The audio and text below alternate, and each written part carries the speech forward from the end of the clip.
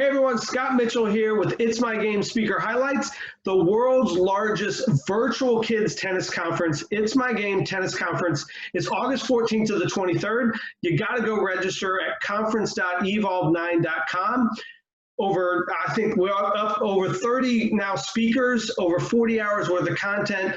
The goal is to build a community, allow coaches to network, and really build their programs, build their coaching education. And so you got to join us. Register, like I said, at conference.evolve9.com. Today I'm with Wayne. Wayne, welcome. Thanks for allowing me to be here. Absolutely. So I know you're the director of tennis at North Vancouver Tennis Center. I know you've got experience more than most coaches in our industry have. I know you part of your role is head course facilitator for Tennis Canada and British Columbia. Tell us a little bit about what a day-to-day, wake up in the morning. What do you do with as director of tennis, and then along the lines of the head coach course facilitator role as well? Sure. Well, I mean, this is our tennis center behind me, and I'm teaching this kid about physical distancing, so he has to stay really still. He hasn't moved at all. He's really good.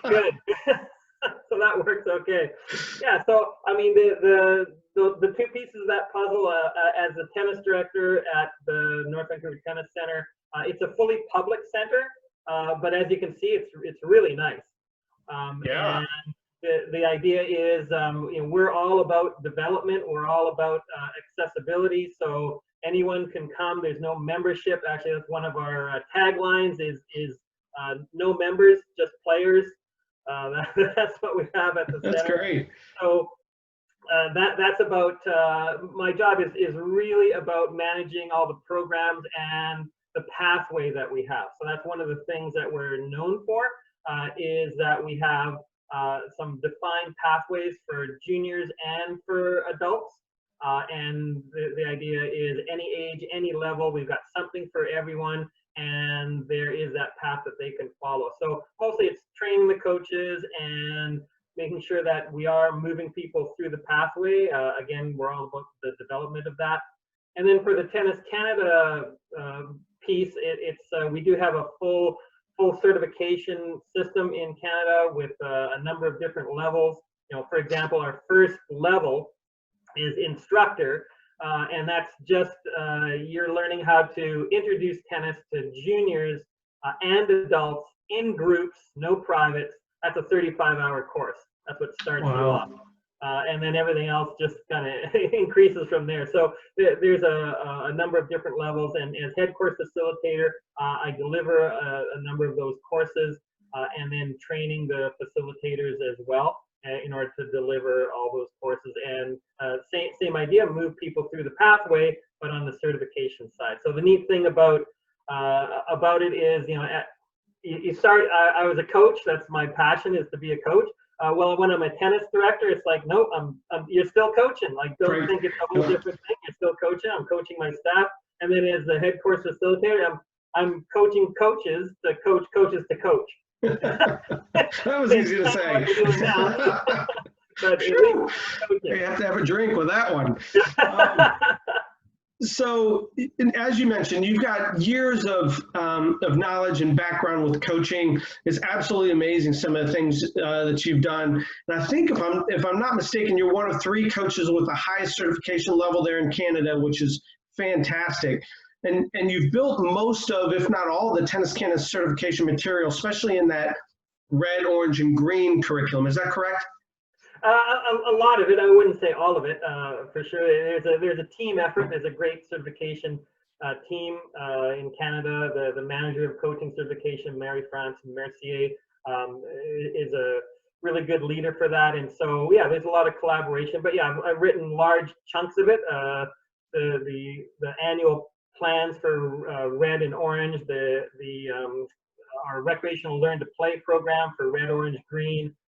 And also using that for adults, which is also kind of radical. Right. We do that as well. But yeah, I've done a lot of the courses, created a number of the courses, written the wheelchair course even, and so there's all sorts of coaching education pieces that I've contributed to for the whole system. So if you were talking to a group of coaches, maybe relatively new to our industry, what are some of the key elements that you think you want them to focus in on as they understand kids moving through this pathway? Well, I mean, first and foremost is to, we're going to be preaching to the choir because everyone listening to this is going to be getting educated because they're coming to this conference. But I mean, that's the first message is, make sure you get educated. There isn't one profession that you can go to that you don't have to go through coaching education. Right. So, the idea that, yes, I'm a top player, and then one day there's this imaginary line that I cross and I go, ha, I'm a coach now. Okay, that's neat. You're going to be a doctor next week. So, like, it's part of any profession. So, I mean, that would be my number one message is, take the workshops, come to these kind of conferences, any kind of education that you can build, because there's so much that we you just don't know what you don't know. Right. I would say I'm working my way up to stupid. I'm not there yet because there's just so much stuff and systems and ways of doing things that you're unaware of that make you much more effective coach. So I mean that would be number one, and then number two. I mean, the red, orange, green thing in the terms of overall coaching, it's still newish.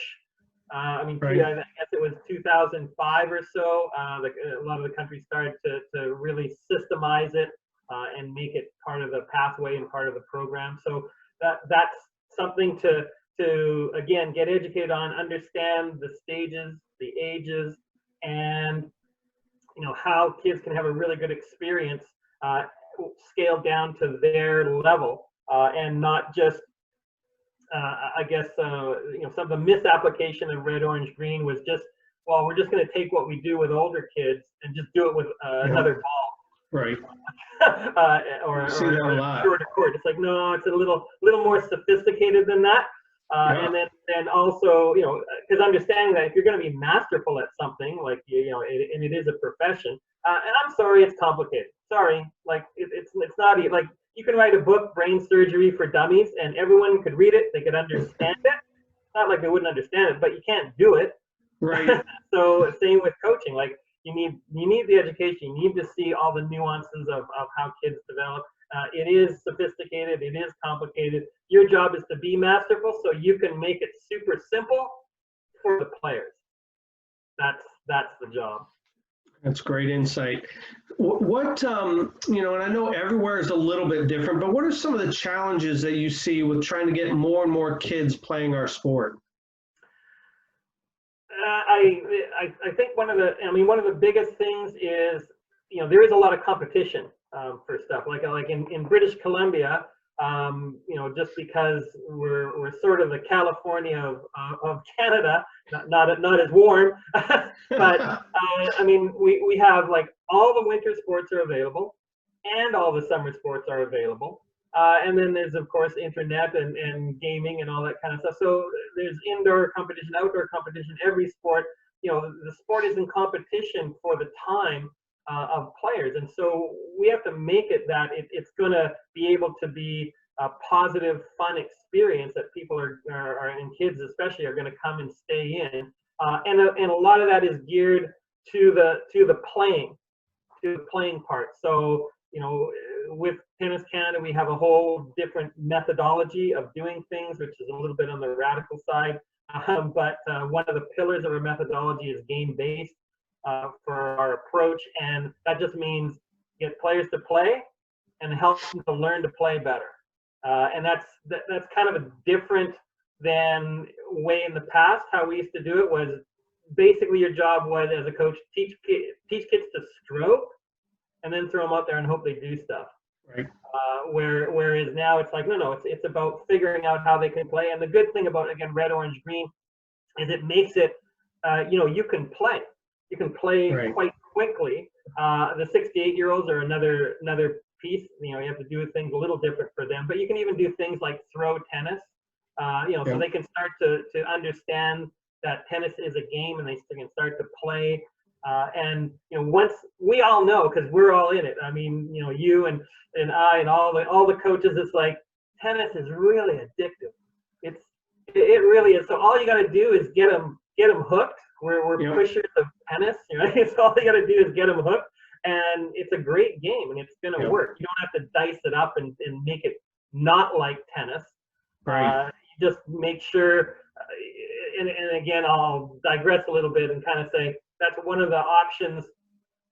In the past, it was, again, when you were treating red, orange, and green just like what we do with older kids, but with a different ball, then you had to, dice tennis up and make it that they're not playing tennis.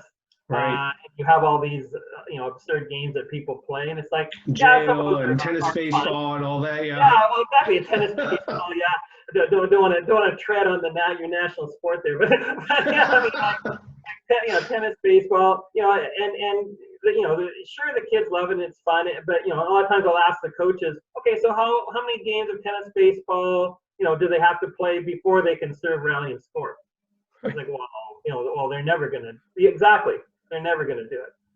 So it's a whole different development idea that they have to do. But if we can get them hooked on that, get them to play, help them to learn to play better, tennis will by itself be the thing. So your job is not to spice it up and not make it, into like make tennis not tennis, like tennis, baseball. But your job is, the faster you can get them to play, the more hooked it is. That's what you're trying to focus on. Well, and I think one of the things that you mentioned, and you said it so well, is at least in the United States and some of the other places that I've traveled, it's not games based, it's game based. And I think that's where it breaks down a little bit, is the coaches think, oh, I'm playing games, so these games come out of the woodwork, and that's not really what you're talking about.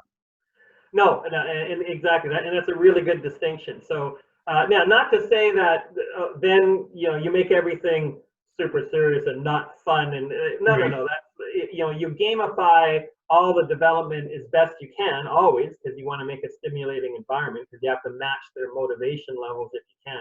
But yeah, it's based on playing the game of tennis, and what are all the pieces that they need in order to perform in that environment. And again, playing is fun. Like, I mean, adults, they go into a tournament, and you're paying for that pain. Right. Right? But you'll still do it because it's like, yeah, and fun for kids. We got to get away from the idea that if the synonym for fun is entertainment, we're gonna lose. If the synonym for fun is like, yeah, I enjoy what I'm doing because of the challenge, because I'm active and I'm moving around, I mean, that's a better definition. Like, enjoyment is a better definition of the fun than entertainment. Because then what happens is, if you think, well, my job is just to entertain, then they could have fun, but they don't develop. And then all of a sudden, parents going, well, they were in the program all summer and they still can't even rally. Right. So they said they had fun, but this doesn't seem to be going anywhere. So we got to make sure that it is developing, but it is fun, but it's developing the game. Right. Couldn't agree more. So last question, I know you're going to do a presentation for us. Tell us a little bit, without giving secrets away, because we want people to go and register. I believe the title is Stop Teaching Tennis, Help Them Learn Instead. Tell us a little bit about that presentation, what the coaches can take away. Yeah, I mean, I'm not worried about giving secrets, because as I was thinking about the presentation, it's connected into one of the pillars of our methodology as well, which is called learner-centered. And I actually really love the name of the conference. It's my game. It's not the coach's game being imposed on the kid. It's my game that I play, and that's right away. Even the name of the conference is coming from a learner-centered perspective. It's like not asking the question, what do I need to teach? Yep. But instead reversing that around and asking the question, but what do they need to learn? And I'll guarantee, having had hundreds and hundreds and hundreds of coaches in coaching certification, you change to that question and your coaching life transforms. Because all of a sudden it sends you on a completely different path. And that's what this presentation is about. It's about the main core is what I call the learning laws that we formulated for our certification. So a lot of our certification courses in order to just kind of understand it is learner-centered about about you figuring out, what do they need to learn, and understanding that I'm contrasting with teaching. Now we obviously know if you teach well, they're gonna learn, but I'm just kind of using it as a evocative title. Right. but the idea is teaching. Oftentimes, it's what you give out, and so a coach will give it out, and they go, "Okay, man, now my job's done. I gave it out." It's their problem, right? Instead of if a coach goes, "No, it's about their learning. Now I'm responsible for what lands, not just what I give out."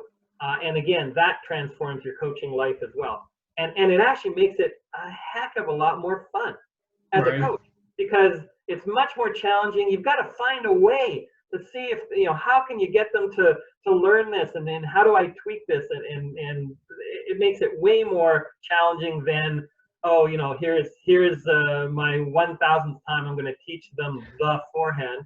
Right.